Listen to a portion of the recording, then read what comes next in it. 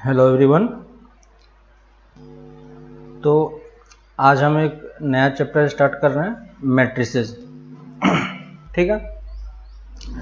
तो मैट्रिसेस क्या होता है ये आपको थोड़ा बहुत आइडिया होगा, क्योंकि आप लोगों ने एक्सेल वगैरह देखा होगा, है ना। तो देखो मैट्रिसेस किस टाइप का होता है कि मैट्रिसेस एक्चुअली में एक ग्रिड टाइप का होता है ना। जैसे आपको अगर बोर्ड पे लाइंस दिखाई दे रही होगी, है ना, तो ये मैट्रिसेस भी इसी टाइप से बनता है। ठीक है। और बेसिकली इसका जो यूज होता है वो प्रोग्रामिंग लैंग्वेज वगैरह में काफ़ी ज़्यादा इस वाले पार्ट को हम लोग यूज करते हैं। ठीक है। तो है ना, तो उसमें कैसे यूज होता है उस चीज़ को देखो। पहले हम मैट्रिसेस को समझते हैं कि मैट्रिसेस एक्चुअली में होता क्या है। तो मैट्रिसेस का पहले हम एक बार डेफिनेशन लिख लेते हैं। ठीक है। और इस डेफिनेशन को मैं फिर समझाता हूं आपको कि मैट्रिसेस किस तरीके से डिफाइन किया गया। ठीक है। तो डेफिनेशन लिख लो। एनी रेक्टेंगुलर अरेंजमेंट ऑफ, लिख लो, any rectangular arrangement of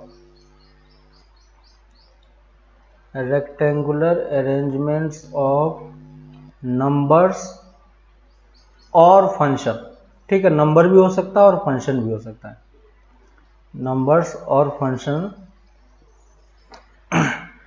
is called matrices. ठीक है। तो देखो ये क्या है, एक रेक्टेंगुलर अरेंजमेंट है ना। तो रेक्टेंगुलर अरेंजमेंट का मतलब क्या हो गया कि इस टाइप से आपका एक रेक्टेंगल टाइप का, आपको रेक्टेंगल पता है कि किस टाइप का होता है ना। तो ये उसी शेप का ये बनता है। ठीक है। तो देखो मैं जो मेरे पास ग्रिड बना हुआ ऑलरेडी, मैं उसी ग्रिड पे अपना लाइन को प्लॉट कर रहा हूं, है ना, इस टाइप का। और इस टाइप से मैट्रिसेस को इस तरीके से डिनोट करते हैं, है ना। तो दो स्क्वायर ब्रैकेट होता है ना। और दो स्क्वायर ब्रैकेट के अंडर में यहाँ पे हमारे पास एलिमेंट्स होते हैं कुछ कुछ, है ना। और एलिमेंट्स किस तरीके से होता है कि जैसे मान लिया कि यहाँ पे ये इसके प्लेसेस होते हैं, ये प्लेसेस हैं, ये प्लेसेस हैं, कितने भी प्लेसेस हो सकते हैं। ठीक है। ये आप पे डिपेंड करता है कि आप कितने का मैट्रिक्स बना रहे हो। ठीक है।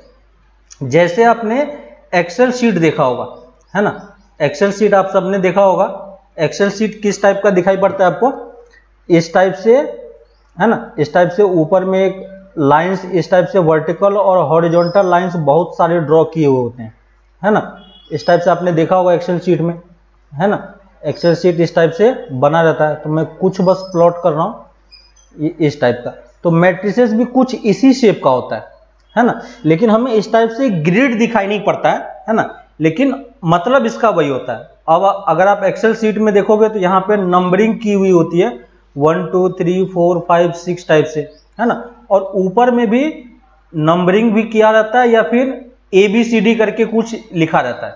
ठीक है। तो अगर आप ABCD को वैल्यूज असाइन कर दोगे तो ये 1 2 3 4 5 करके मूव करता है ना। तो देखो यहाँ पे ये अपने आप में एक प्लेस बन रहा है ना। ये एक जो स्क्वायर शेप बन रहा है, और रेक्टेंगुलर शेप कुछ भी बोल दो इसको आप, ये एक अपने आप में क्या बन रहा है, एक प्लेस बन रहा है ना। और इस टाइप से हमारे पास बहुत सारे प्लेसेस अवेलेबल होते हैं, है ना।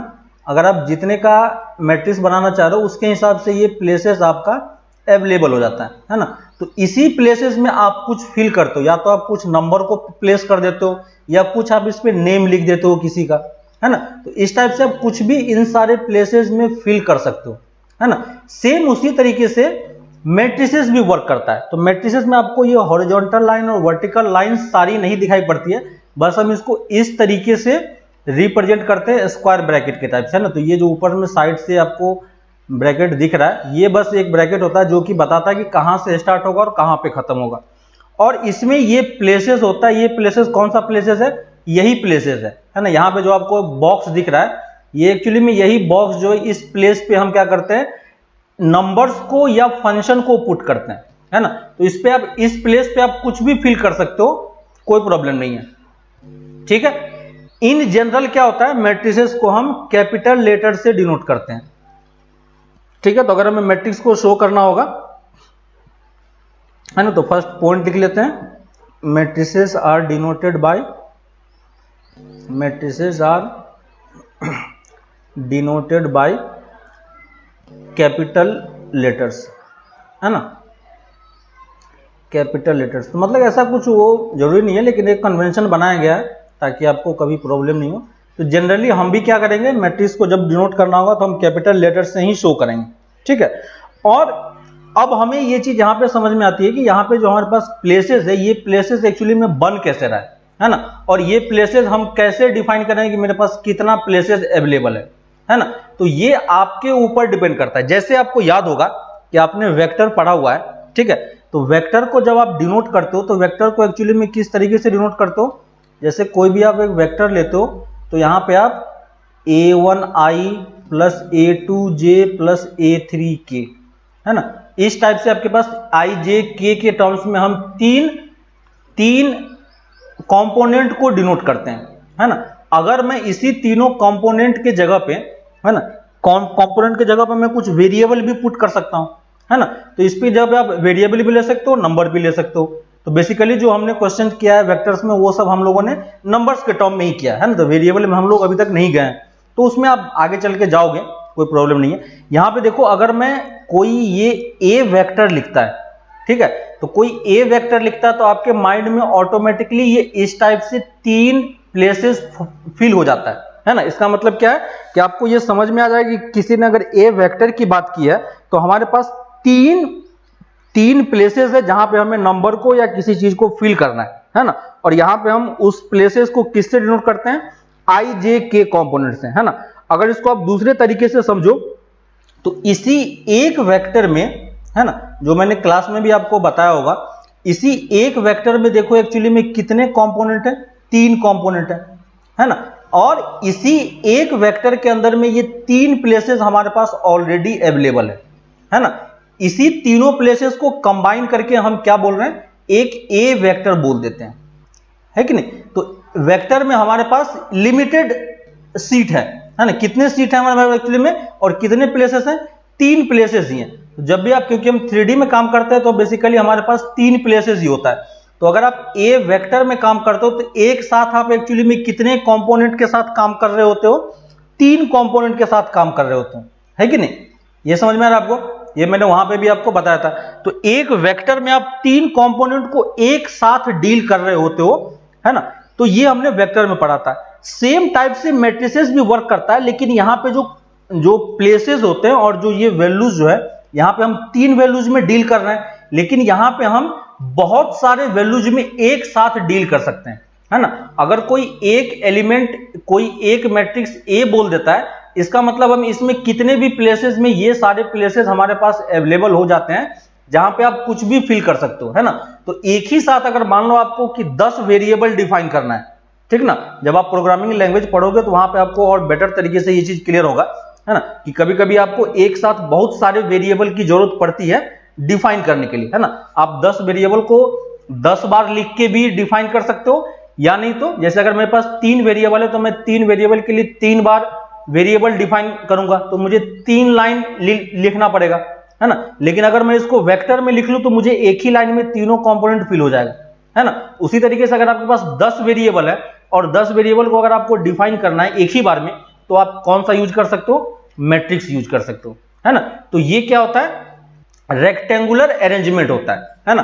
अब जैसे आपका एक्सेल शीट में काम करता है, एक्सेल शीट में हर एक प्लेसेस का एक अपना पर्टिकुलर नेम होता है ना। आपको ये चीज पता होगा कि हर एक प्लेसेस का अपना एक नंबर, अपना एक पर्टिकुलर नेम होता है। जैसे अगर आप इस प्लेस की बात करते हो, इस प्लेस का, तो इस प्लेस को हम कैसे बोलते हैं कि 1,1, है ना, मतलब फर्स्ट रो और फर्स्ट कॉलम की बात कर रहे हैं। तो अगर किसी ने मान लो कि यहाँ पे कोई एलिमेंट दे दिया, यहाँ मान लो किसी ने 5 फिल किया, ठीक है, और कोई बोल रहा है कि एक्सेल में मैंने 5 फिल किया है ना, तो आपको पहला चीज ये पूछा है कि आपको ये समझ में आना चाहिए कि उसने 5 कहां पे फिल किया है ना। उसने आपको प्लेस नहीं बताया, तो आप उससे पूछोगे कि मुझे प्लेस बताओ कि आपने 5 कहां पे फिल किया है। तो प्लेस के लिए वो किस तरीके से बताएगा कि मैंने थर्ड रो और थर्ड कॉलम में फिल किया है। तो आप थर्ड रो में जाओगे और थर्ड कॉलम में जाओगे तो उस लोकेशन पे पहुंच जाओगे, है कि नहीं। सेम उसी तरीके से मैट्रिसेस भी काम करता है। तो मैट्रिसेस किस तरीके से काम करता है, मैट्रिसेस के लिए भी आपको क्या बताना पड़ता है, रो और कॉलम बताना पड़ता है ना। देखो तो अगर आपको बताना है तो यहां पे आपको क्या बताना पड़ेगा कि इसको हम यहां से स्टार्टिंग करते हैं नेमिंग के लिए, इसको हम रो 1 बोलते हैं, इसको हम रो 2 बोलते हैं, रो 3 बोलते हैं, रो 4 बोलते हैं, और इस टाइप से आप कितने भी रो डिफाइन कर सकते हो, कोई प्रॉब्लम नहीं है, ठीक है। वैसे ही मुझे कॉलम भी डिफाइन करना पड़ता है कि मुझे कितने कॉलम चाहिए, है ना। यहां पे मैंने पर्टिकुलरली 4 कॉलम ही लिया, लेकिन इसी तरीके से आप कितने भी कॉलम को भी डिफाइन कर सकते हो, है ना। तो देखो मैंने रो और कॉलम से नेमिंग कर दिया। अब इसी रो और कॉलम के नेमिंग के बेसिस पे हर प्लेस का अपना एक पर्टिकुलर फिजिकल सिग्निफिकेंस हो जाता है और पर्टिकुलर प्लेस का नाम हो जाता है ना। अगर कोई हमें ये बोलता है कि मैं इस प्लेस पे फिल करना चाह रहा हूं, तो इस प्लेस का लोकेशन आप क्या बताओगे, फर्स्ट रो फर्स्ट कॉलम, है कि नहीं। इस प्लेस का लोकेशन हम क्या बताएंगे, फर्स्ट रो फर्स्ट कॉलम। और अगर आप वेरिएबल के टर्म्स में बात करेंगे, है ना, तो यहां पे मैं जैसे इस तरीके से फिल कर देता हूं, ठीक है, और मैं एक दूसरा मैट्रिक्स बनाता हूं नीचे में, है ना। तो अगर किसी ने ए मैट्रिक्स बोला है ना, तो ए मैट्रिक्स में देखो कि आपको कितने रो और कितने कॉलम लेने, ये आप पे डिपेंड कर रहा है, ठीक है। तो अगर आपको इस प्लेस पे फिल करना है तो पहला जो प्लेस होगा उस प्लेस का नाम क्या होगा, फर्स्ट रो फर्स्ट कॉलम, है ना। तो फर्स्ट रो फर्स्ट कॉलम को हम किस तरीके से डिनोट करते हैं, A11, है ना। ए क्या है, ए कोई भी एक नंबर होगा और 11 क्या बता रहा है, उस प्लेस का लोकेशन बता रहा है कि नहीं। तो ये A11 प्लेस पे हो गया। वैसे अगर आप कुछ यहां पे फिल करना चाहोगे तो अभी भी आप किस रो में हो, पहले रो में ही हो, है ना। तो आप यहां पे क्या लिखोगे, इस प्लेस का लोकेशन A12, है ना। उसी तरीके से A13, और इसी तरीके से आप बढ़ते जाओगे। मान लो मैंने बहुत सारा एलिमेंट ले लिया, AN तक ले लिया, है कि नहीं, मैंने AN तक ले लिया। वैसे ही आप दूसरा रो डिफाइन करोगे तो 21 सेकेंड एलिमेंट कहां पे जाएगा, A22, थर्ड A23, और इस टाइप से लास्ट कहां तक जाएगा, A2N, है ना। N क्यों लिख रहा है, N हम कॉलम को डिपेंड कर रहा है, ठीक है। तो मैंने इसमें 2 रो लिया तो 2 तक लिखा। ऐसे ही आप बहुत सारे रो भी डिफाइन कर सकते हो। मान लो मैंने M रो लिया तो mth रो का ये पहला कॉलम होगा, है ना, mth रो का दूसरा कॉलम होगा, mth रो का तीसरा कॉलम होगा, और इस टाइप से mth रो का nth कॉलम होगा, है ना। तो इस टाइप से देखो हर एक एलिमेंट का अपना अपना एक नाम है, ठीक है। तो जब भी, अब देखो इसी रो और कॉलम के बेसिस पे जब भी आप मैट्रिक्स डिफाइन करोगे तो आपको ये चीज बताना पड़ेगा कि इसमें आपने कितने रो और कितने कॉलम लिए, ठीक है। जब तक आपके पास रो और कॉलम का नंबर एग्जैक्ट डिजिट नहीं होगा तब तक आप मैट्रिक्स में कैसे बता पाओगे मुझे कितने एलिमेंट लेने हैं, है कि नहीं। तो यहां पे जब हम ऑर्डर को डिफाइन करते हैं उसको हम क्या बोलते हैं, यहां पे ऑर्डर बोलते हैं। तो इसमें कितने रो हैं, देखो कितने रो हैं, first row, second row, third row, और इस टाइप से कितने रो हैं, M रो हैं। तो इसको हम क्या बोलेंगे, M। और कॉलम कितने हैं, 1 कॉलम, C1, C2, C3 और अप टू CN, है ना। तो यहां पे हम किस तरीके से डिफाइन करते हैं, N क्रॉस M से, है ना। और इसी N क्रॉस M को हम क्या बोलते हैं, N क्रॉस M को हम बोलते हैं order of matrix A, order of matrix A. Order जब भी आप लिखोगे तो पहले आपको क्या लिखना पड़ेगा, नंबर ऑफ रोज लिखना पड़ेगा, ठीक है। हमेशा ये ऑर्डर ध्यान रखना, नंबर ऑफ रोज होगा और ये क्या होगा, नंबर ऑफ कॉलम्स होगा, ठीक है। और अगर आपको नंबर ऑफ रोज और नंबर ऑफ कॉलम पता है तो टोटल नंबर ऑफ एलिमेंट कितने पॉसिबल हैं, टोटल नंबर ऑफ एलिमेंट कितने पॉसिबल है यहां पे हमारे पास, M इंटू N, है ना। तो Mn नंबर ऑफ एलिमेंट हमारे पास यहां पे अवेलेबल है, ठीक है। तो जब भी आप मैट्रिक्स डिफाइन करोगे तो आपको क्या बताना पड़ेगा, एक आपको उसका ऑर्डर बताना पड़ेगा कि मैं इस ऑर्डर का मैट्रिक्स ले रहा हूं, है ना। और उस ऑर्डर के मैट्रिक्स लेने के साथ ही आपका उतने प्लेसेस आपके लिए डिफाइन हो जाएंगे, है ना। तो यहां पे टोटल कितने प्लेसेस हैं, Mn प्लेसेस हैं, है ना।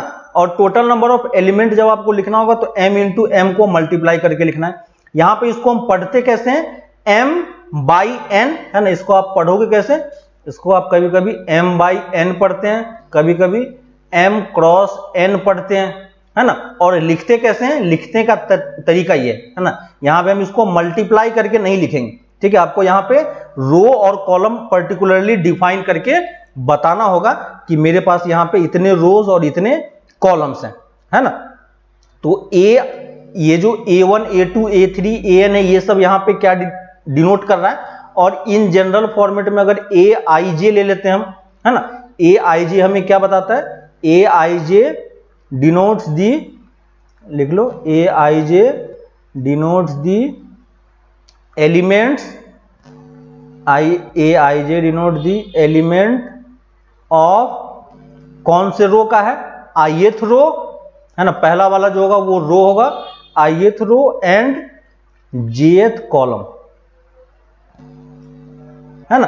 तो ये यहां पे जो AIJ लिखा हुआ, ये AIJ किस पे डिनोट कर रहा है, रो और कॉलम को। तो पहला वाला रो बताएगा, सेकंड वाला आपको कॉलम बताएगा, है ना। तो मैट्रिक्स जब भी आप लिखोगे इस तरीके से आपको डिनोट करके बताना पड़ेगा कि मुझे कितने रो और कितने कॉलम चाहिए, और उसी के अकॉर्डिंग आपका क्या होता है, मैट्रिक्स डिफाइन होता है, ठीक ना। अब देखो मैट्रिक्स ए जो है, इसको डिनोट करने का एक और तरीका होता है, हम इस वेरिएबल जो हमने जनरल फॉर्मेट में एलिमेंट लिया है AIJ, इसको हम AIJ के फॉर्मेट में भी डिनोट करते हैं, है ना। तो देखो AIJ, और इसके साइड में अगर आप ये स्क्वायर ब्रैकेट लगा दोगे तो ये क्या बन जाएगा, मैट्रिक्स का सिंबल, है ना। तो ये जो A मैट्रिक्स है, A मैट्रिक्स ये इसका कौन सा है, एक्सपेंडेड फॉर्म है, कि आपने हर एक एलिमेंट को अलग अलग शो करके लिखा है। लेकिन अगर आप यहाँ पे AIJ फॉर्मेट में लिखोगे तो ये AIJ लिखोगे, और यहाँ पे साथ में आपको क्या बताना पड़ेगा कि कितने रो और कितने कॉलम है कि नहीं। और यहाँ पे I की वैल्यू जो है, I की वैल्यू कहां से कहां तक जाएगी, I की वैल्यू आपका, I की वैल्यू मैक्सिमम वैल्यू कहां तक जा सकती है, I क्या डिनोट करता है, रो को, और इसमें रो कितने हैं, M, तो I की मैक्सिमम वैल्यू M तक जाएगी। और मिनिमम वैल्यू हम कहां से स्टार्ट करते हैं, 1 से। आपको याद होगा कि मैंने पहले कहां से स्टार्ट किया था, 1 से स्टार्ट किया था, है ना। वैसे ही J कहां से कहां तक जाएगा, J की वैल्यू N से लेके 1 तक, है ना। और I और J हमेशा आपको क्या लेना है, नेचुरल नंबर ही लेना है ना। तो ये मैट्रिक्स A को डिनोट करने का तरीका है, ठीक है। और इसी चीज को आप एक्सपेंडेड फॉर्म में लिखोगे तो इस तरीके से लिखोगे, है कि नहीं। ये हमारा क्या हो गया, एक्सपेंडेड फॉर्मेट में हमारा एलिमेंट हो गया। क्लियर है ना। जैसे अगर मैं एग्जांपल के थ्रू आपको बताऊं कि जैसे मैंने ये बनाया कि A मैट्रिक्स में लिख रहा हूं, और यहां पे मैंने 2 3 4 5 4, है ना, कुछ भी मैं एलिमेंट पुट कर सकता हूं, यहां पे कोई दिक्कत नहीं है आपको। 2 0 2 इस टाइप से मैंने ले लिया। तो अगर कोई पूछता है कि ये मैट्रिक्स का ऑर्डर कितना है, तो इसमें कितने रो हैं, देखो पहला रो और दूसरा रो, तो टोटल कितने रो हैं, 2 रो हैं। तो यहां पे मैं क्या लिखूंगा, 2 क्रॉस, और कॉलम कितने हैं, 1 2 और 3, तो इसमें कितने कॉलम है, 3, है ना। और 2 क्रॉस 3 आपने लिखा था, आपको दिख रहा है कि इसमें कितने एलिमेंट हैं, 6 एलिमेंट हैं। तो ये जो मैट्रिक्स है ये कितने एलिमेंट को डील कर रहा है, 6 एलिमेंट को एक साथ डील कर रहा है कि नहीं। तो मैट्रिक्स अपने आप में एक तरीके से आप इसको सेट्स की तरह समझ सकते हो, है ना। सेट्स में भी आप कलेक्शन बनाते हो ऑब्जेक्ट का, यहां पे भी आपके पास ऑब्जेक्ट का कलेक्शन ही है ना। और यहां पे ऑब्जेक्ट क्या है हमारे पास, नंबर के टर्म्स में है, नंबर के टर्म्स में हो सकता है, फंक्शन के टर्म्स में हो सकता है। वो जो नंबर है वो आपका कॉम्प्लेक्स नंबर भी हो सकता है, रियल नंबर भी हो सकता है, कोई फर्क नहीं पड़ता है ना। और तो हमें ये चीज का ध्यान रखना है कि आप यहां पे इस तरीके से इसको डिफाइन करोगे। क्लियर है। अगर मैं इसी को सिंबल के फॉर्म में लिखूंगा तो हमें क्या लिखना पड़ेगा, AIJ, ठीक है। और यहां पे 2 क्रॉस 3 लिखना पड़ेगा। और I की वैल्यू कहां से कहां तक होगी, I की वैल्यू 1 से लेके 2 तक, और J की वैल्यू 3 से लेके 1 तक, है ना। और I और J हमें सिर्फ क्या लेना पड़ेगा, नेचुरल नंबर ही लेना पड़ेगा। क्लियर है। तो इसको आप इस तरीके से भी डिनोट कर सकते हो। AIJ की हर एक वैल्यू हमें यहां पे दिया हुआ है। अगर कोई मुझसे पूछता है कि बताओ A11 की वैल्यू किसके इक्वल है, तो A11 कौन सा एलिमेंट है, फर्स्ट रो फर्स्ट कॉलम का। फर्स्ट रो फर्स्ट कॉलम पे कौन सा प्लेसेस है, ये वाला। तो यहां पे आप क्या लिख दोगे, A11 की वैल्यू कितनी है, 2 है। अगर कोई हमसे पूछता है A23 की वैल्यू कितनी है, तो A23 का मतलब क्या हो गया, सेकेंड रो थर्ड कॉलम, है ना। तो सेकेंड रो ये वाला और थर्ड कॉलम ये वाला, तो दोनों को आप पहुंचोगे तो देखो कहां पे पहुंच रहे हो, इस एलिमेंट पे, जहां पे दोनों लाइन क्रॉस करेगा वही वाला हमारा क्या हो जाएगा, एलिमेंट हो जाएगा। तो A23 की वैल्यू भी कितनी है, 2 है। ऐसे ही आप बाकी सारा एलिमेंट भी डिफाइन कर सकते हो। अगर कोई मुझे बोलता है कि A32 कितना होगा, तो क्या हम A32 डिफाइन कर सकते हैं क्या? A32 हम डिफाइन नहीं कर सकते, क्योंकि देखो i की वैल्यू मैक्सिमम कहां तक जा सकती है, 2 तक ही जा सकती है। क्यों 2 तक जा सकती है? क्योंकि जो मैट्रिक्स आपका डिफाइन हुआ वो 2 क्रॉस 3 का ही डिफाइन हुआ है ना। तो ये वाला मैट्रिक्स यहाँ पे, ये वाला एलिमेंट यहाँ पे अवेलेबल नहीं होगा हमारे लिए। समझ में आ रहा है ना। तो इस तरीके से आप कोई भी एलिमेंट का लोकेशन बता के उस एलिमेंट को आप पिक कर सकते हो कि मुझे ये एलिमेंट चाहिए, है ना। कोई भी एलिमेंट आपसे अगर पूछता है कि ये एलिमेंट का लोकेशन बताओ कितना होगा, तो आप बता पाओगे। अगर कोई बोलता है कि A22 की वैल्यू बताओ कितनी होगी, तो A22 मतलब क्या हो गया, second row second column.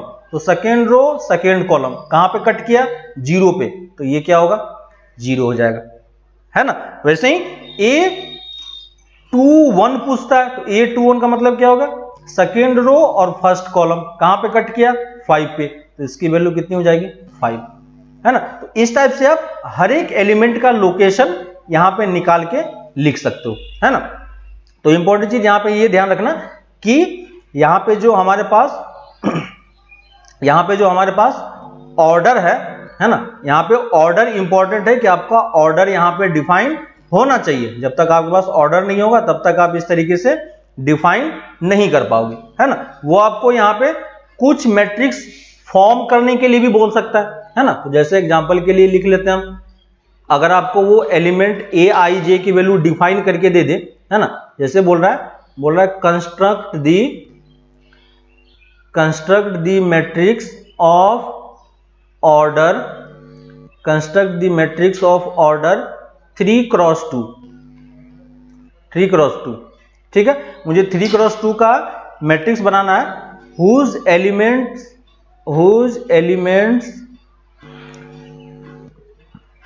elements are given by, है ना। यहां जो Aij होता है, Aij एलिमेंट निकालने के लिए उसने ये रिलेशन दे दिया है कि आपको करना क्या है, 1/2 mod ऑफ i-3j, ठीक है। तो इसने एक तरीके से यहां पे डिफाइन करके दिया कि Aij आपको कैसे निकालना है ना। कोई भी एलिमेंट आपको अगर निकालना होगा तो कैसे निकालना होगा। तो आपको यह समझ में आ रहा है कि जब आप इसको मैट्रिक्स फॉर्म करने का ट्राई करोगे तो मैट्रिक्स का ऑर्डर कितना है, 3 क्रॉस 2 का। तो अगर आप इसको इन जनरल फॉर्मेट में लिखोगे तो Aij लिखना होगा, क्या लिखेंगे, 3 क्रॉस 2, और i की वैल्यू कहां से कहां तक होगी, 1 से 3 के बीच में, और j की वैल्यू 2 से 1 के बीच में। यानी i की वैल्यू क्या क्या हो सकती है, 1 हो सकती है, 2 हो सकती है, 3 हो सकती है। j की वैल्यू क्या क्या हो सकती है, 1 हो सकता है, 2 हो सकता है ना। तो टोटल 6 एलिमेंट ही हो, क्योंकि 3 क्रॉस 2 का मैट्रिसेस है ना। तो 6 एलिमेंट इसमें हो गए। अब 6 एलिमेंट में हमें बनाना क्या है, 3 क्रॉस 2 का है। 3 क्रॉस 2 मतलब क्या हो गया कि 3 रो होंगे और 2 कॉलम होगा, है कि नहीं। 3 रो होंगे, तो ये first row, second row, third row, और 2 कॉलम मतलब ये इस टाइप से, है ना। तो अगर आप एक इमेजिनरी लाइन सोचो, है ना, अगर आप इमेजिनरी लाइन सोचो कि मैं 3 रो प्लॉट कर रहा हूं इस तरीके से, है ना, और 2 कॉलम प्लॉट कर रहा हूं, तो जहां जहां पे ये कट करेगा वही सब पॉइंट हमारा क्या होगा, उसी पॉइंट पे हमें क्या पुट करना है, एलिमेंट्स को पुट करना है ना। तो देखो यहां पे अगर आप इसको ध्यान से देखोगे तो हमारे पास एलिमेंट किस तरीके से होगा, किस किस प्लेस पे होगा, इन सारे प्लेसेस पे एलिमेंट होगा, है ना। और ये ऑर्डर कितना हो गया, 3 क्रॉस 2। अब अगर हमें इसमें एलिमेंट को पुट करना है तो एलिमेंट की वैल्यू हम कहां से निकालेंगे, इसने एलिमेंट निकालने के लिए आपको ये रिलेशन दे रखा है। तो देखो Aij की वैल्यू क्या होगी, 1/2 mod ऑफ i-3j। इसने एक किसी भी टाइप का रिलेशन इसने बना के हमें दे दिया है। तो अब अगर हमें इससे निकालना है तो अब ये बताओ कि इसमें कौन कौन से लोकेशन पे एलिमेंट होगा। तो i की वैल्यू आपका 1 2 3 हो सकता है। तो आपका कौन कौन सा एलिमेंट हो सकता है, 1 1 हो सकता है ना, 2 1 हो सकता है, 3 1 हो सकता है, क्या 4 1 हो सकता है, बताओ क्या 4 1 हो पाएगा। यहाँ पे 4 1 नहीं होगा, क्यों, क्योंकि i की वैल्यू 3 तक ही जा सकती है ना। तो ये एलिमेंट हमारे पास नहीं होगा। दूसरा, और कौन कौन सा एलिमेंट हो सकता है, i की वैल्यू 2 भी हो सकती है, सॉरी हाँ ये भी है, और i की वैल्यू हमने 1 2 3 तीनों दोनों ले लिया। फिर i की वैल्यू हम 1 भी ले सकते हैं और j की वैल्यू हम क्या ले सकते हैं, 2 ले सकते हैं। तो 1, 2 आपके पास अवेलेबल हो सकता है कि नहीं। i की वैल्यू 2, 2 भी हो सकता है, a 2, 3 भी हो सकता है ना। क्या एक a 2, 3 अवेलेबल होगा हमारे पास? क्या a 2, 3 अवेलेबल होगा? a 2, 3 अवेलेबल नहीं होगा। समझ में आ रहा है आपके पास, है ना। a 2, 3 हमारे पास अवेलेबल नहीं होगा। क्यों? क्योंकि j की वैल्यू 2 से ज्यादा नहीं हो सकती, है ना। तो ये एलिमेंट हमारे पास नहीं होगा। तो एक और एलिमेंट यहाँ पे कौन सा एलिमेंट होगा हमारे पास? a 3 2, है ना। तो देखो यही 6 एलिमेंट है हमारे पास। अगर आपको a 1 1 निकालना है तो i और j की वैल्यू यहाँ पे 1 1 पुट कर दो। तो 1 1 पुट करोगे तो क्या मिल जाएगा आपका? 1 -3 -2 मॉड है तो 2 हो गया, डिवाइडेड बाय 2 1 आपको दे देगा, है ना। 2, 1 निकालोगे तो 2 - 3 कितना दे देगा? 1/2, है कि नहीं। 3, 1 निकालोगे तो 3 - 3 कितना दे देगा आपको? 0 डिवाइडेड बाय 2, तो ये 0 हो जाएगा। a 1, 2 निकालोगे तो 1 - 6, है ना। i और j का वैल्यू मैं यहाँ पे पुट कर रहा हूं, तो 1 - 5 6 कितना हो जाएगा? 5/2। क्लियर है। 2, 2 निकालोगे तो 2 - 6 4 डिवाइडेड बाय 2 2 दे देगा। और 3, 2 निकालोगे तो 3 - 6 तो कितना मिलेगा आपको? 3/2, है ना। सारा एलिमेंट हमने निकाल लिया। सारे एलिमेंट को आप यहाँ पे फिल कर दो, है ना, जिस जिस प्लेस पे आपको फिल करना है। तो पहला प्लेस पे क्या आएगा? 1 आएगा, फिर 5/2 आएगा, फिर 1/2 आएगा, फिर 2 आएगा, फिर 0 आएगा, फिर 3/2 आएगा। तो ये देखो मैंने एक मैट्रिक्स कंस्ट्रक्ट कर लिया जो इसने गिवन कंडीशन दिया था 3x2 का, और ये जो एलिमेंट है वो ये रिलेशन सेटिस्फाई कर रहा है। क्लियर है ना। तो इस तरीके से आप मैट्रिसेस को डिफाइन करके बना सकते हो, खुद से मैट्रिसेस आप डिफाइन कर सकते हो, है ना। तो इस तरीके से आप जो एलिमेंट है वहां पे आप कुछ भी पुट कर सकते हो, है ना। जैसे मैं ये एलिमेंट भी, जैसे मैं ये एक मैट्रिक्स भी लिख सकता हूं। जैसे एग्जांपल के लिए अगर कोई मैं ये मैट्रिक्स लिखने का ट्राई करूं तो क्या ये मैट्रिक्स पॉसिबल है? ये मैट्रिक्स पॉसिबल है, ये मैट्रिक्स पॉसिबल है। ये कितने का मैट्रिक्स होगा? 2x2 का मैट्रिक्स होगा, है कि नहीं। 2 रो 2 कॉलम है और एलिमेंट के जगह पे इसने क्या दे दिया? फंक्शन पुट कर दिया x का, तो ये भी पॉसिबल है। आप उसी एलिमेंट के जगह पे कोई कॉम्प्लेक्स नंबर भी पुट कर सकते हो, क्योंकि नंबर ही तो हमें पुट करना है ना। 2 5 + 4j, है ना। देखो कॉम्प्लेक्स नंबर भी मैंने फिल कर दिया। ये भी कितने का है? 2x2 का मैट्रिक्स है, कॉम्प्लेक्स नंबर भी है, रियल नंबर भी है और फंक्शन भी है। तो ये किसी भी टाइप का कॉम्बिनेशन हो सकता है, डिपेंड करता है कि आप उस प्लेस पे, जो आपके पास प्लेस अवेलेबल है, उस पे आप क्या फिल करना चाह रहे हो, है ना। आप जो कुछ फिल करना चाहते हो आप वो फिल आराम से कर सकते हो, कोई प्रॉब्लम नहीं है उसमें, है ना। तो मैट्रिसेस कैसे हमारा डिफाइन हो रहा है ये आपको समझ में आ रहा है ना। और मैट्रिक्स का ऑर्डर इंपॉर्टेंट है। जब भी आप क्वेश्चन सॉल्व करने का ट्राई करोगे तो सबसे पहले आपको मैट्रिक्स के बारे में क्या जानना है? ऑर्डर के बारे में जानना है कि मैट्रिक्स का ऑर्डर क्या होगा। क्लियर है ना। तो ये चीज आप ध्यान देना यहाँ पे। अब आपको ये चीज एक समझ में आ रहा होगा कि, या ये चीज आपको माइंड में आ रहा होगा कि मैट्रिक्स को हम डिफाइन क्यों करते हैं, क्यों ऐसा करना पड़ रहा है। ठीक है, तो जैसे मान लो कि मेरे पास 2 स्टूडेंट है, स्टूडेंट 1 और स्टूडेंट 2, ठीक ना। स्टूडेंट 1 और स्टूडेंट 2, और इन दोनों को आपने मार्केट में भेजा और इनको बोला कि बुक और पेन खरीद के लाना है। ठीक है, दोनों स्टूडेंट को आपने काम दिया कि बुक और पेन खरीद के लाना है। तो एक स्टूडेंट गया बुक खरीदने के लिए और पेन खरीदने के लिए। पहले स्टूडेंट ने मान लो 2 बुक खरीदा और 5 पेन खरीदा। ठीक है, दूसरे स्टूडेंट ने 1 बुक खरीदा और 4 पेन खरीदा, इस टाइप से, है ना। तो देखो ये इसने 2 बुक और पेन वगैरह खरीदा है, तो आपने इसको अगर आप इस तरीके से एक स्ट्रक्चर फॉर्म करोगे और अगर आप इस चीज को हटा दो तो देखो ये अपने आप में एक मैट्रिक्स का फॉर्मेट ले रहा है ना। और इस मैट्रिक्स में ये वाला पार्ट आपको क्या डिनोट कर रहा है? स्टूडेंट्स डिनोट कर रहा है कि नहीं। और ये वाला पार्ट, कॉलम वाला पार्ट आपको क्या डिनोट कर रहा है?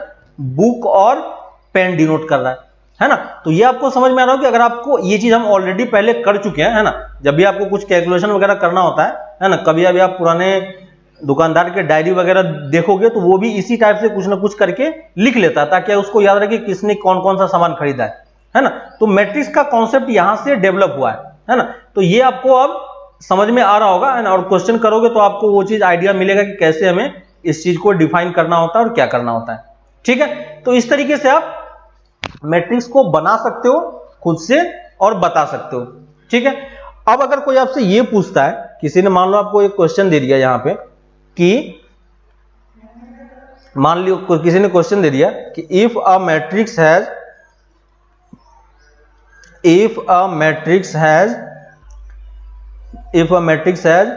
मान लो if a matrix has 10 elements. ठीक है, एक मैट्रिक्स के पास 10 एलिमेंट्स है, 10 elements, then possible order of matrices are. ठीक है, possible order of matrices are. तो अब बताओ कि अगर किसी मैट्रिक्स में आपके पास 10 एलिमेंट है तो उस मैट्रिक्स का क्या क्या ऑर्डर पॉसिबल है ना। तो आपको पता है कि जब भी हम मैट्रिक्स लिखते हैं तो किस तरीके से लिखते हैं, एक मैट्रिक्स ए लिया और यहां पे हम ए आई J into M cross N लिखते हैं, है ना। और इस टोटल नंबर ऑफ एलिमेंट हम यहां पे कैसे काउंट करते हैं, तो टोटल नंबर ऑफ एलिमेंट कितना होता है किसी भी मैट्रिक्स में, m इंटू एन के इक्वल होता है ना। और इसने टोटल नंबर ऑफ एलिमेंट कितना बताया, 10 बताया, तो ये इक्वल टू कितना होना चाहिए, 10 होना चाहिए। और आपको पता है कि m और n किसको बिलोंग करता है, नेचुरल नंबर को बिलोंग करता है ना। तो आपको दो नंबर इस तरीके से सोचना है जिसका प्रोडक्ट कितना हो, 10 हो, और m और n नंबर जो आप चूज करोगे वो किससे चूज करोगे, नेचुरल नंबर से। तो कौन कौन सा आप सोच सकते हो, बस आपको करना क्या एक्चुअली में कि 10 का फैक्टर्स निकालना है, कौन कौन सा फैक्टर पॉसिबल है। तो कौन कौन सा फैक्टर पॉसिबल है, 1 इंटू 10 हो सकता है ना, 2 इंटू 5 हो सकता है, और कोई पॉसिबिलिटी है, एक 10 क्रॉस 1 भी हो सकता है ना। तो जो आपका मैट्रिक्स का ऑर्डर है वो ऑर्डर सिर्फ क्या हो सकता है, यही 3 ऑर्डर का मैट्रिक्स पॉसिबल है ना। तो आप जब मैट्रिक्स फॉर्म करोगे, अगर आपको एलिमेंट के बीच में कोई रिलेशन दिया हुआ होता तो हम इसी 3 टाइप के मैट्रिसेस को बना सकते थे, है ना। और कोई मैट्रिसेस आपका पॉसिबिलिटी नहीं है कि नहीं, और कोई पॉसिबिलिटी हमारे पास यहां पे नहीं हो सकती है। क्लियर है। तो इस तरीके से कितने भी एलिमेंट दे दे आप अपने हिसाब से उसके फैक्टर्स देखो कौन कौन से हैं, और उसी फैक्टर्स के हिसाब से आप उसका ऑर्डर डिफाइन कर सकते हो मैट्रिसेस का, कि इसका मैट्रिसेस क्या किस किस ऑर्डर का हो सकता है। क्लियर है। तो देखो मैट्रिसेस अपने आप में क्या है, एक सिस्टम है। जैसे आपने स्टार्टिंग में जब नंबर सिस्टम पढ़ा था तो आपने बहुत सारे नंबर्स के बारे में पढ़ा था, है ना। मैट्रिसेस भी अपने आप में क्या होता है, मैट्रिसेस भी अपने आप में एक सिस्टम होता है ना। यानी आपके पास डिफरेंट ऑर्डर के बहुत सारे मैट्रिसेस हो सकते हैं, है ना। तो आप एक मैट्रिक्स का क्या बना सकते हो, मैट्रिक्स का आप एक सेट भी बना सकते हो, है ना। और आपको पता है कि जब भी हम कोई एक नया सिस्टम पढ़ते हैं तो हमें उस सिस्टम के बारे में हर एक एलिमेंट, हर एक चीज के बारे में जानने की जरूरत पड़ती है ना। जैसे आपने जब नंबर सिस्टम पढ़ा था तो आपने नंबर को लिखना सीखा, उसके बाद आपने देखा कि नंबर कौन कौन से टाइप्स के होते हैं, है ना। वैसे ही हमने अभी मैट्रिक्स देखा तो हमने मैट्रिक्स को लिखना सीखा कि मैट्रिक्स ऐसा ऐसा हो सकता है। अब हम देखेंगे कि मैट्रिक्स किस किस टाइप का होता है ना। उस टाइप्स के बारे में एक बार देख लेते हैं ताकि हमें वो चीज आगे में काम आ जाए, है ना। तो अब हम टाइप्स ऑफ मैट्रिसेस के बारे में पढ़ेंगे, है ना। देखो सेम चीज हमने वेक्टर के केस में भी पढ़ा था। वेक्टर भी अपने आप में क्या होता है, वेक्टर भी अपने आप में एक बहुत बड़ा सेट होता है ना। वेक्टर भी क्या होता है, अपने आप में एक बहुत बड़ा सेट होता है, और वेक्टर भी अपने आप में एक बहुत बड़ा सिस्टम है, वेक्टर सिस्टम है ना। तो जब हमने वेक्टर पढ़ना सीखा तो हमने वेक्टर को लिखना सीखा कि वेक्टर कैसे लिखते हैं, है ना। उसके बाद हमने वेक्टर्स के टाइप्स देखे थे, है ना। उसके बाद हमने वेक्टर्स के ऑपरेशन देखे थे कि वेक्टर में हम क्या क्या ऑपरेशन कर सकते हैं, है ना। सेम चीज आपने नंबर सिस्टम के भी बारे में पढ़ा था। नंबर सिस्टम पढ़ा तो आपने नंबर को लिखना सीखा, उसके बाद आपने टाइप्स ऑफ नंबर देखी क्या है, उसके बाद आपने देखे कि उस नंबर में हम क्या क्या ऑपरेशन कर सकते हैं, है ना। नंबर में हम क्या क्या ऑपरेशन कर सकते थे, प्लस कर सकते थे, माइनस कर सकते थे, मल्टीप्लिकेशन करते थे और डिवीजन करते थे, है ना। ये 4 बेसिक ऑपरेशन हमने सीखा था। सेम टाइप का ऑपरेशन हमने वेक्टर पे भी लगाया था, याद होगा आपको, है ना। और हमने देखा था कि इसमें वेक्टर में हम क्या क्या ऑपरेशन ट्राई कर सकते हैं, ठीक है। सेम टाइप का मैट्रिक्स भी है। मैट्रिक्स भी अपने आप में क्या है, एक बहुत बड़ा सिस्टम है ना। तो मैट्रिक्स सिस्टम है, तो हमने मैट्रिक्स को लिखना सीख लिया। अब हम मैट्रिक्स के टाइप्स को पढ़ेंगे, फिर मैट्रिक्स के ऑपरेशन के बारे में पढ़ेंगे, और ऑपरेशन में भी हम यही सारे ऑपरेशन जो हमारा बेसिक ऑपरेशन था वही सारे ऑपरेशन लगा के देखेंगे कि ये सारा ऑपरेशन पॉसिबल है या नहीं है कि नहीं। तो ये चीज हमने सीखा था। साथ ही अपने प्रीवियस जो हमने क्लासेस किया था रिलेशन एंड फंक्शन का, तो रिलेशन वाले फंक्शन में हमने बाइनरी ऑपरेशन किया था, है कि नहीं। तो यहां पे भी वेक्टर भी क्या होता है, बाइनरी ऑपरेशन सेटिस्फाई करता है ना। नंबर सिस्टम भी क्या होता है, बाइनरी ऑपरेशन सेटिस्फाई करता है। वैसे ही वेक्टर भी क्या करता है, बाइनरी ऑपरेशन ही सेटिस्फाई करता है, क्योंकि जो प्लस माइनस मल्टीप्लिकेशन टाइप का जो ऑपरेशन होता है वो दो एलिमेंट के साथ ही पॉसिबल है ना।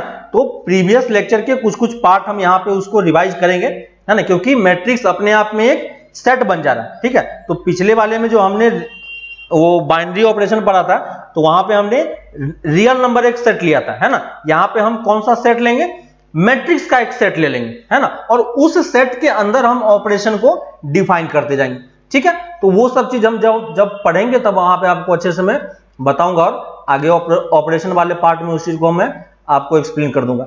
अभी के लिए हम टाइप्स ऑफ मैट्रिसेस में जाते हैं और देखते हैं कि मैट्रिक्स किस किस टाइप के हमारे पास अवेलेबल है ना, और किस किस टाइप का मैट्रिक्स होता है हमारे पास, ठीक है। तो सबसे पहला टाइप्स है जिसको हम बोलते हैं रो मैट्रिक्स, ठीक है। जो सबसे पहला मैट्रिक्स है वो कौन से टाइप का है, रो मैट्रिक्स है ना। तो रो मैट्रिक्स हम किसको बोलेंगे, आपको पता है कि रेक्टेंगुलर शेप का हमारा मैट्रिक्स होता है ना। मैट्रिक्स हमारा ये रेक्टेंगुलर शेप का होता है, और अगर यही मैट्रिक्स आपका एक इस फॉर्मेट का बन जाए, रो के फॉर्मेट का हो जाए, रो कैसा होता है, इस टाइप से रो हम काउंट करते हैं ना। तो अगर आपका मैट्रिक्स में इस टाइप का एलिमेंट फिल होने लगे, देखो इस टाइप का एलिमेंट फिल होने लगे, यानी जिसमें सिर्फ कितने कॉलम हो, कॉलम आपका कितने भी हो सकते हैं लेकिन रो कितने हो, एक ही रो हो, है कि नहीं, तो उसको हम क्या बोलेंगे, रो मैट्रिक्स, ठीक है। तो डेफिनेशन लिख लो रो मैट्रिक्स का, a matrix which has only one row, है ना, a matrix which has only one row, है ना। तो अगर किसी मैट्रिक्स में सिर्फ एक ही रो होगा तो वो मैट्रिक्स क्या कहलाएगा, रो मैट्रिक्स। और अगर आप इसको सिंबल के फॉर्म में लिखोगे तो सिंबल के फॉर्म में ये क्या होगा, AIJ, और यहां पे क्रॉस जब लिखना होगा तो क्रॉस हम किसका लिखेंगे, वन, क्योंकि रो इसका एक ही होना चाहिए। तो 1 क्रॉस AN फॉर्मेट का हमारा जो भी मैट्रिक्स होगा उस मैट्रिक्स को हम क्या बोलेंगे, रो मैट्रिक्स बोलेंगे। क्लियर है। जैसे अगर आप इसको लिखना चाहो, है ना, जैसे अगर आप इसको जनरल फॉर्मेट में लिखना चाहोगे तो एलिमेंट को अगर आप शो करोगे तो कौन कौन सा एलिमेंट होगा, A11 होगा, A12 होगा, A13 होगा, और इन जनरल में A1N टाइप का होगा, है ना। देखो इसमें एक ही रो है, कॉलम कितने भी हो सकते हैं, है ना। तो ये हमारा रो मैट्रिक्स हो गया।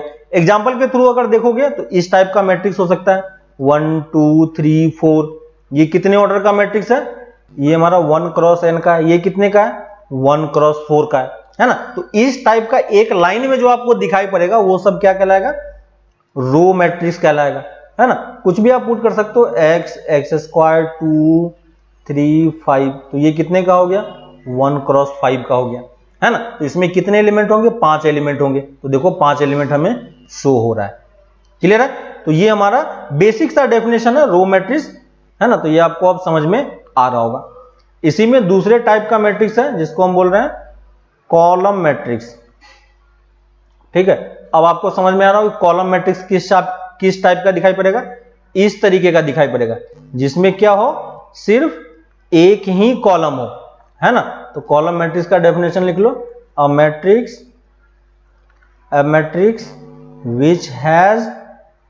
which has only one column, तो जिसमें अगर एक कॉलम होगा तो उसको हम कॉलम मैट्रिक्स बोलेंगे।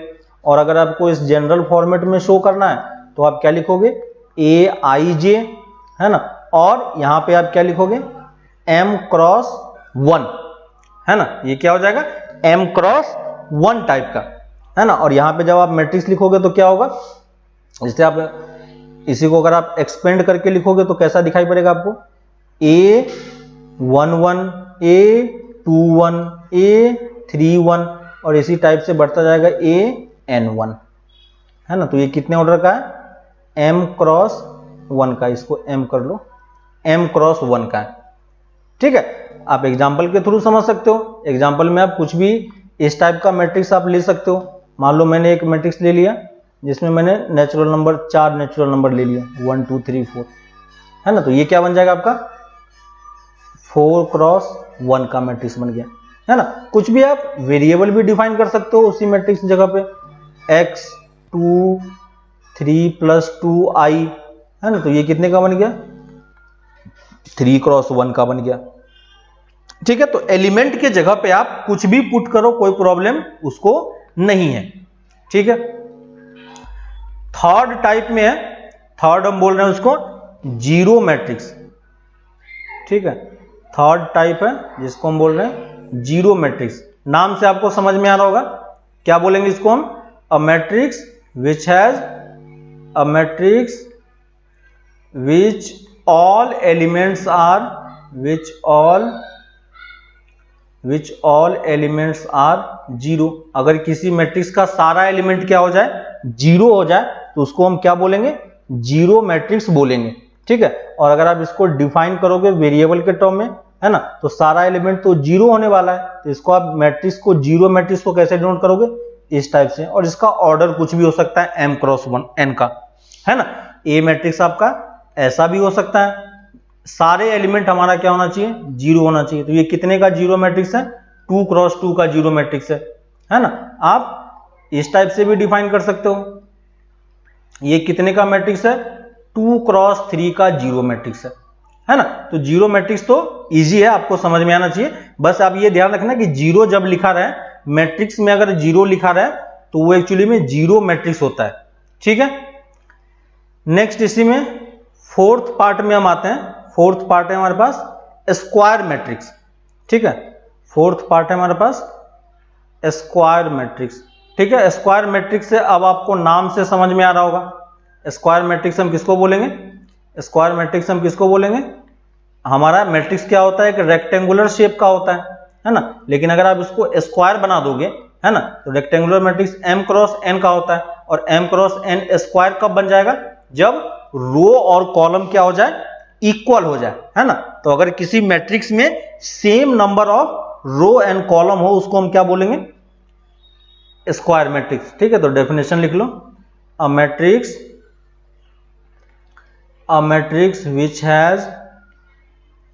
which has equal number of rows and columns, है ना। और स्क्वायर मैट्रिक्स को आप जनरली वेरिएबल के फॉर्मेट में कैसे नोट करोगे?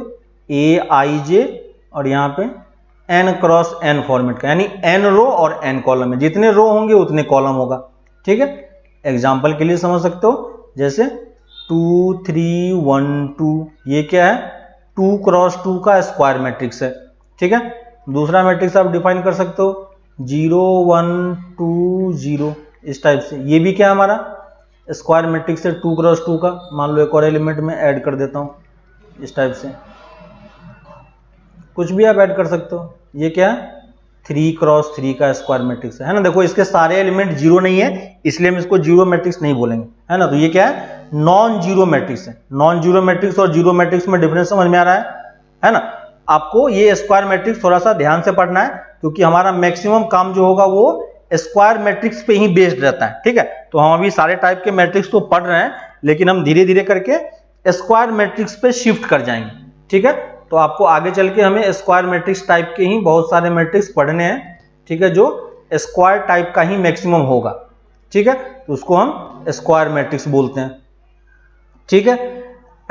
अब देखो एक और टाइप है जिसको हम बोलते हैं डायगोनल मैट्रिक्स, ठीक है। एक और मैट्रिक्स है, इसको हम बोलते हैं डायगोनल मैट्रिक्स, ठीक है।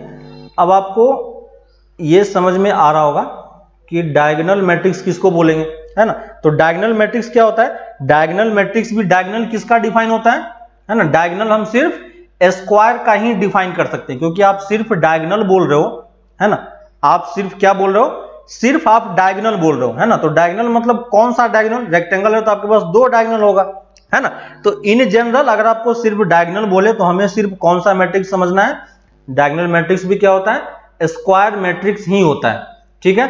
तो इसका डेफिनेशन लिख लो, a square matrix, a square matrix, a square matrix is diagonal matrix if a square matrix is called diagonal matrix, if all the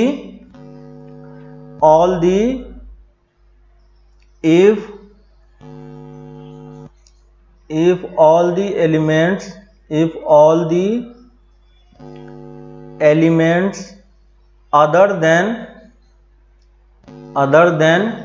diagonal is 0, ठीक है। तो डायगोनल मैट्रिक्स क्या है, स्क्वायर मैट्रिक्स का ही एक स्पेशल केस है। Special case किस type का है, जिसमें अगर आप ए मैट्रिक्स आप डिफाइन करोगे तो ए आई जे किस टाइप का होगा, एन क्रॉस एन टाइप का होगा। लेकिन एन क्रॉस एन में क्या होगा, जब भी आपका आई और जे इक्वल नहीं होगा, है ना, तो आई और जे अगर आपका इक्वल नहीं होता, आई नॉट इक्वल टू जे होगा, तो आपका एलिमेंट क्या हो जाएगा, 0 हो जाएगा, है ना। और आई इक्वल टू अगर जे होता है तो यहां पे आपको क्या मिलेगा, यहां पे आपको एक कांस्टेंट मिलेगा, है ना। यहां पे आपको क्या मिलेगा, एक कांस्टेंट मिलेगा। यहां पे कुछ ना कुछ आपका कांस्टेंट हो या फंक्शन हो, कुछ भी हो, क्लियर है। जैसे आप एग्जांपल के थ्रू समझो कि जैसे अगर हमारे पास एलिमेंट मैट्रिक्स हमने ये लिया 1 2 3, है ना, और ये देखो डायगोनल हमारे पास, देखो जैसे मैं एक मैट्रिक्स आपको डिनोट करता हूं, लिखता हूं इस टाइप का, है ना, 4 5 0 0 2, इस टाइप से मैंने मैट्रिक्स लिया। तो ये मैट्रिक्स में डायगोनल हम किसको बोलेंगे, डायगोनल इसका ये वाला जो लाइन होता है, इस लाइन पे जो एलिमेंट होता है इसको हम क्या बोलते हैं, डायगोनल एलिमेंट, है ना। ये इस लाइन पे जो एलिमेंट होगा इसको हम क्या बोलते हैं, डायगोनल एलिमेंट। और इसी डायगोनल को हम क्या बोलते हैं, कभी कभी प्रिंसिपल डायगोनल भी बोला जाता है, ठीक है। तो इसी डायगोनल को हम प्रिंसिपल डायगोनल ही बोलते हैं। एक और इसका डायगोनल है ये वाला, लेकिन हम ये डायगोनल नहीं लेते हैं, ठीक है। तो जब भी आपको डायगोनल की बात बोले तो हमेशा हमें सिर्फ यही डायगोनल के एलिमेंट को काउंट करना है, ठीक है। और स्क्वायर मैट्रिक्स के टर्म में आप ये देख पाओगे, है ना, स्क्वायर मैट्रिक्स के टर्म में आप देख पाओगे कि जो आपका डायगोनल वाला एलिमेंट होगा, है ना, डायगोनल एलिमेंट किस टाइप का होगा, डायगोनल एलिमेंट आपका किस फॉर्मेट का शो करेगा, जिसमें A11 A22 A33, है ना, A44 ANN, इस टाइप का जो एलिमेंट होगा वही सब क्या कहलाता है, सिर्फ डायगोनल एलिमेंट कहलाता है या प्रिंसिपल डायगोनल एलिमेंट कहलाता है, ठीक है। तो कभी कभी प्रिंसिपल डायगोनल भी बोला जाता है, ये भी ध्यान रखना, और कभी कभी सिर्फ डायगोनल बोल के ही उसको रहने दिया जाता है कि वो डायगोनल एलिमेंट है, ठीक है। तो ये डायगोनल एलिमेंट है। अब अगर आप किसी मैट्रिक्स को डायगोनल मैट्रिक्स कब बोलोगे, तो जब जो इसके डायगोनल्स हैं, डायगोनल्स के अलावा बाकी सारा एलिमेंट इसका क्या हो, 0 हो, ठीक है। जैसे अगर मैं इस तरीके से डिफाइन करूं तो डायगोनल पे आप कुछ भी एलिमेंट ले लो और बाकी सारे एलिमेंट को आप क्या कर दो, बाकी सारे एलिमेंट को आप 0 कर दो।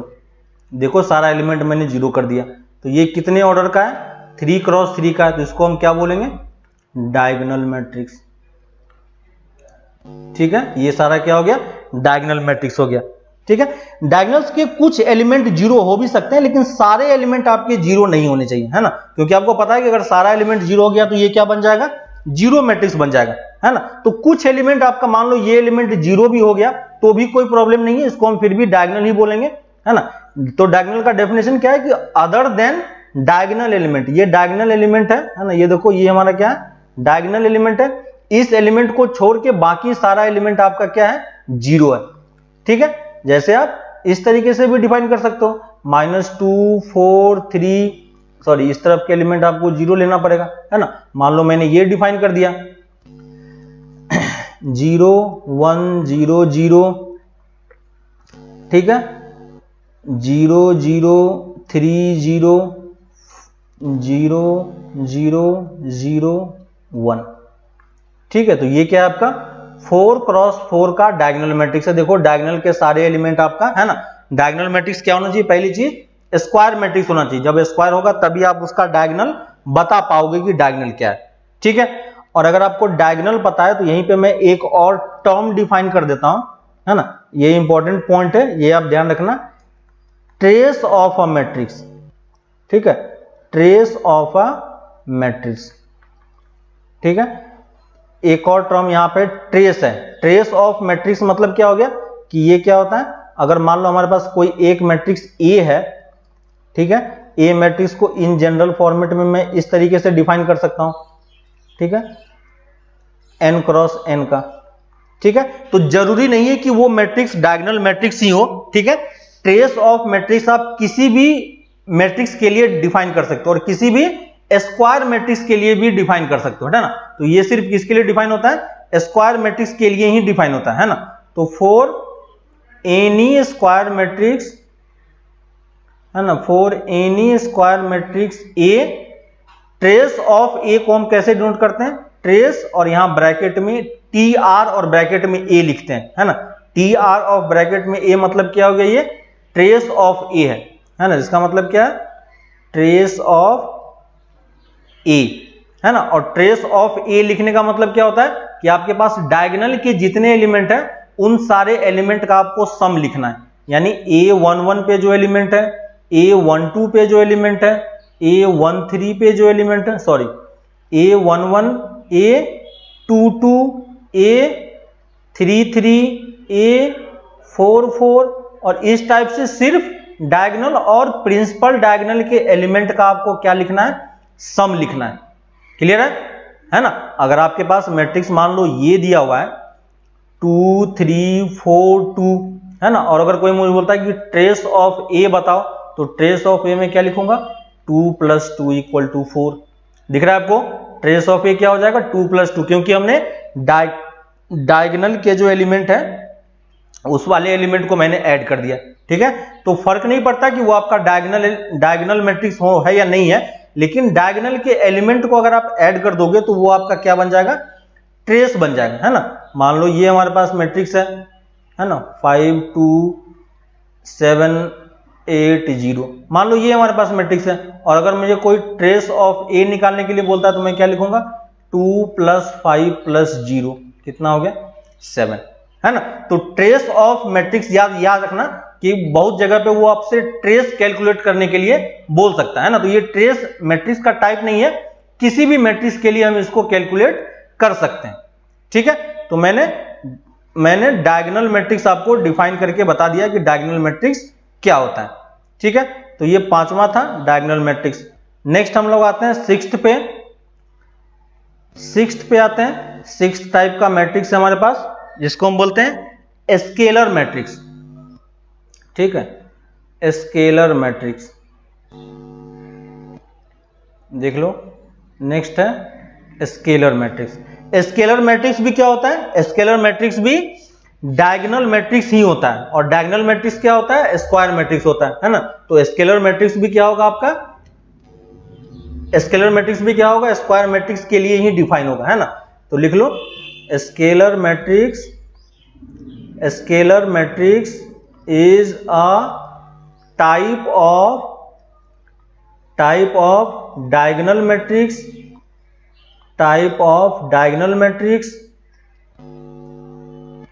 which all diagonal elements are equal, है ना। तो ये स्केलर मैट्रिक्स भी डायगोनल मैट्रिक्स ही है, लेकिन स्पेशल काइंड ऑफ है कि जहां पे हम क्या कर रहे हैं कि स्क्वायर डायगोनल्स के एलिमेंट को हम क्या कर रहे हैं, इक्वल कर दे रहे हैं, है ना। जैसे अगर मैं Aij यहां पे डिफाइन करता हूं, है ना, और n क्रॉस m का n का लेता हूं, तो इसको अगर आप डिफाइन करोगे तो किस तरीके से होगा, अगर i ≠ j होगा तो आपका सारा एलिमेंट तो 0 हो जाएगा।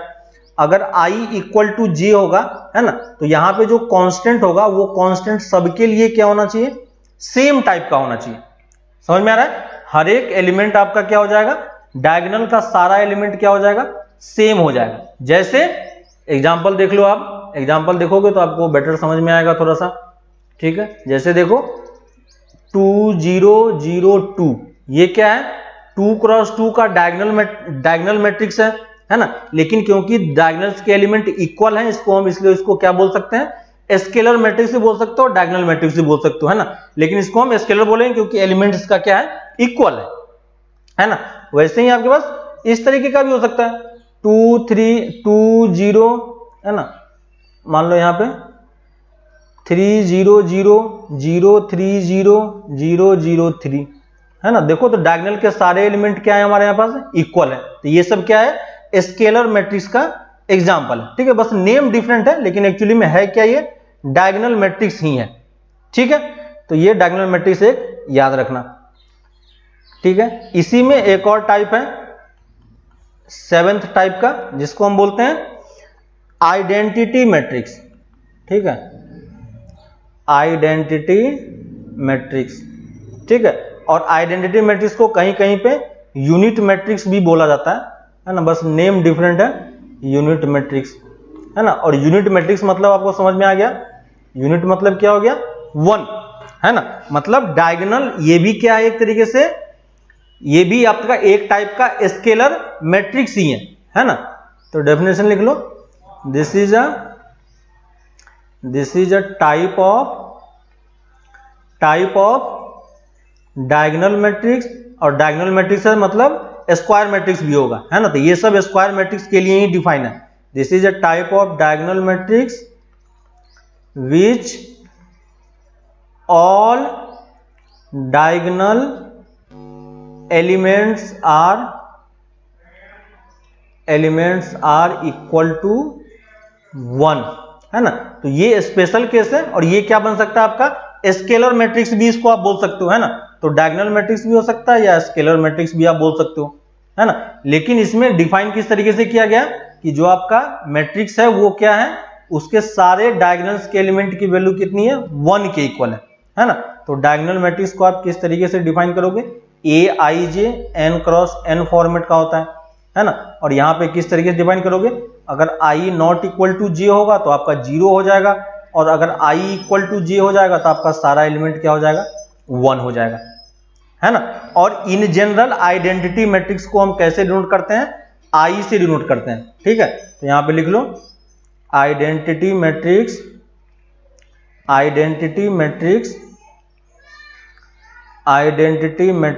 Is denoted by capital I, है ना। और क्योंकि ये स्क्वायर मैट्रिक्स है ना, तो आप आइडेंटिटी मैट्रिक्स को n क्रॉस n भी लिख सकते हो, या सिंपली आप in भी लिखते हैं, है ना। in का मतलब हमें ये पता है, क्योंकि ये स्क्वायर मैट्रिक्स है, तो आप एक ही अगर रो या कॉलम कुछ बता दोगे तो भी हमारा काम चल जाएगा, है ना। तो ये कभी कभी सिर्फ in भी लिखा रहता है, या कहीं कहीं पे n क्रॉस n भी लिखा रहता है, दोनों का मतलब सेम ही है। ठीक है, जैसे अगर मैं i की वैल्यू लिखने का ट्राई करूं तो ये क्या है, देखो ये क्या हो जाएगा, 2 क्रॉस 2 का आइडेंटिटी मैट्रिक्स है, तो इसको मैं क्या लिख सकता हूं, i2 क्रॉस 2 भी लिख सकता हूं, या i2 भी लिख सकता हूं। ठीक है, तो अलग अलग बुक में अलग अलग नोटेशन टाइप का दिया रहता है, बस आप उसको ध्यान रखना।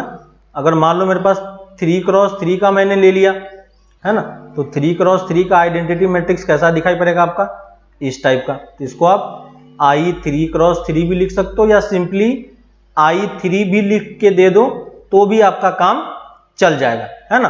और इन जनरल फॉर्मेट में n क्रॉस n में in मैट्रिक्स अगर मुझे लिखना है तो मैं कैसे लिखूंगा, i0 0, बाकी सारा एलिमेंट 0 0 1 0 0 0 0, है ना। और इस टाइप से बाकी सारा एलिमेंट जो होगा आपका यहाँ से 0 होगा, और यहाँ पे 1 होगा, और ये सारा एलिमेंट आपका 0 मिलेगा, है ना। सिर्फ इसी एलिमेंट की वैल्यू कितनी होगी, 1 1 1 होगा, है ना। इसी पॉइंट पे आपका 1 1 1 मिलता जाएगा। और अगर कोई आपसे ये पूछता है कि ट्रेस ऑफ in कितना होगा, ट्रेस ऑफ in अगर कोई पूछता है तो आप कितना लिखोगे, n बता सकते हो क्या, ट्रेस ऑफ in पूछता है तो आप n बता सकते हो, बता सकते हैं। क्यों, क्योंकि ये n क्रॉस n का मैट्रिक्स है, और 1 1 1 1 कितनी बार ऐड होगा, n टाइम्स ऐड होगा। है ना। इसको आप क्या बता सकते हो, ट्रेस ऑफ आइडेंटिटी मैट्रिक्स कितना होता है, 1 होता है। ठीक है, तो ये 7th पार्ट था आइडेंटिटी मैट्रिक्स का। इसी में एक और टाइप है, आज बस हम लोग डिफरेंट टाइप्स के मैट्रिक्स बस देख रहे हैं। ठीक है, इसमें कुछ एक्स्ट्रा हम लोग आज ऑपरेशन वगैरह कुछ भी नहीं पढ़ रहे हैं, बस इस टाइप का हम मैट्रिक्स देख रहे हैं। ठीक है, इसके बाद हमारे पास मैट्रिक्स आ जाता है, एक है अपर ट्रायंगल मैट्रिक्स। ठीक है, बस नेम है ना, अपर ट्रायंगल मैट्रिक्स। देखो अपर ट्रायंगल मैट्रिक्स, अपर ट्रायंगल मैट्रिक्स हम किसको बोलेंगे, है ना। अपर ट्रायंगल मैट्रिक्स आप किसको बोलोगे, तो अपर ट्रायंगल मैट्रिक्स में क्या होगा आपका, कि जो भी एलिमेंट होगा, है ना, जो भी आपका एलिमेंट होगा वो डायगोनल के नीचे वाला एलिमेंट आपका क्या होगा, 0 हो जाएगा। ठीक है, जैसे अगर आप एलिमेंट इसका शेप देखोगे तो इसका शेप स्क्वायर मैट्रिक्स होना चाहिए, क्योंकि हम डायगोनल से डिफाइन कर रहे हैं। ठीक है, और इस डायगोनल के नीचे वाला सारा एलिमेंट क्या हो जाएगा, 0 हो जाएगा, और ऊपर में कुछ ना कुछ एलिमेंट होगा। तो देखो ये एक ट्रायंगल शेप का फॉर्म हो रहा है ना, इसलिए हम इसको क्या बोलते हैं, अपर ट्रायंगल मैट्रिक्स, है ना। और यहां पे क्या होगा, नॉन जीरो एलिमेंट्स होंगे, है ना। तो यहां पे क्या हो जाएगा, नॉन जीरो एलिमेंट्स। ठीक है, तो लिख लो इसका डेफिनेशन। इसका डेफिनेशन कैसे लिखोगे, लिख लो, अपर ट्रायंगल मैट्रिक्स कैसे डिफाइन होगा आपका, ए आई जे, ए को हम ए आई जे से डिफाइन करेंगे। ठीक है, और ए आई जे आपका क्या होगा, जहां पे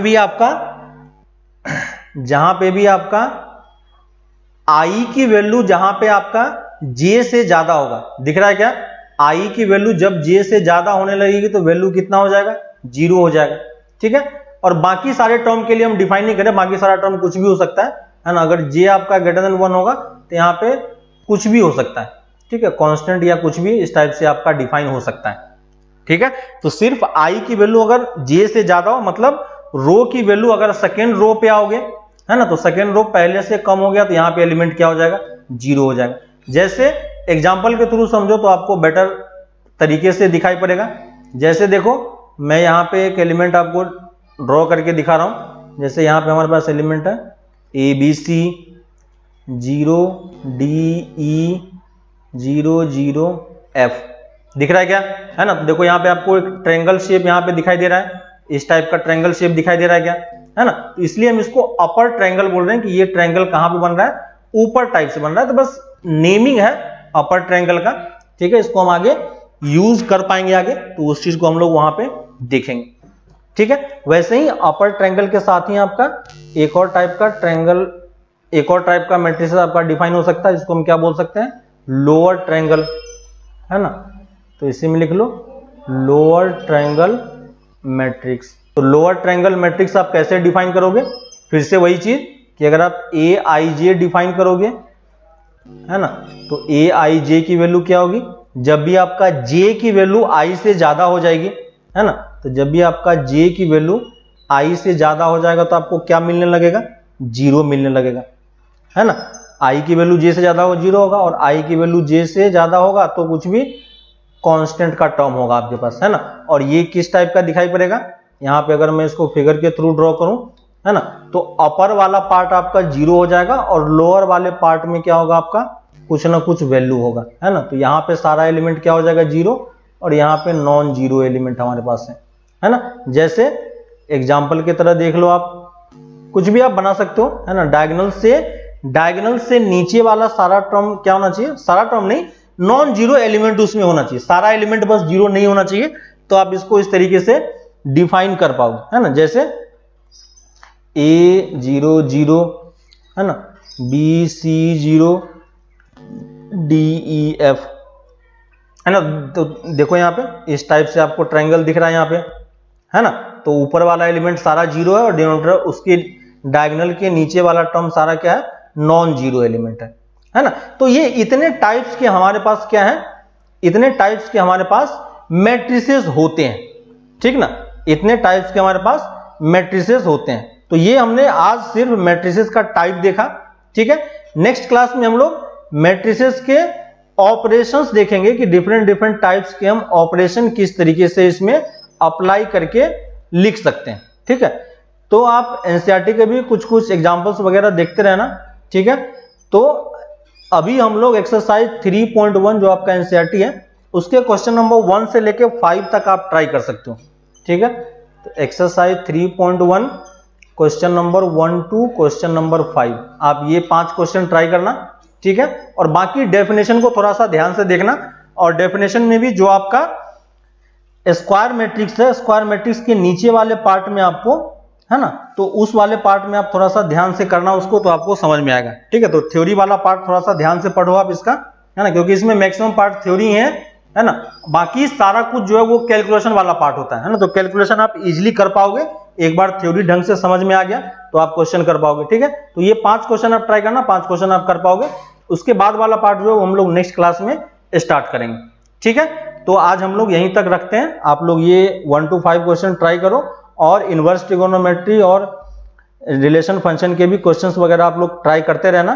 ठीक है, कुछ भी डाउट हो तो आप लोग पूछते रहना। ठीक है, तो हम लोग इसको फिर आगे नेक्स्ट क्लास में कंटिन्यू करते हैं, तब तक आप ये क्वेश्चन ट्राई करो। ठीक है, तो फिर हम लोग मिलते हैं आगे नेक्स्ट क्लास में। ओके, चलो बाय।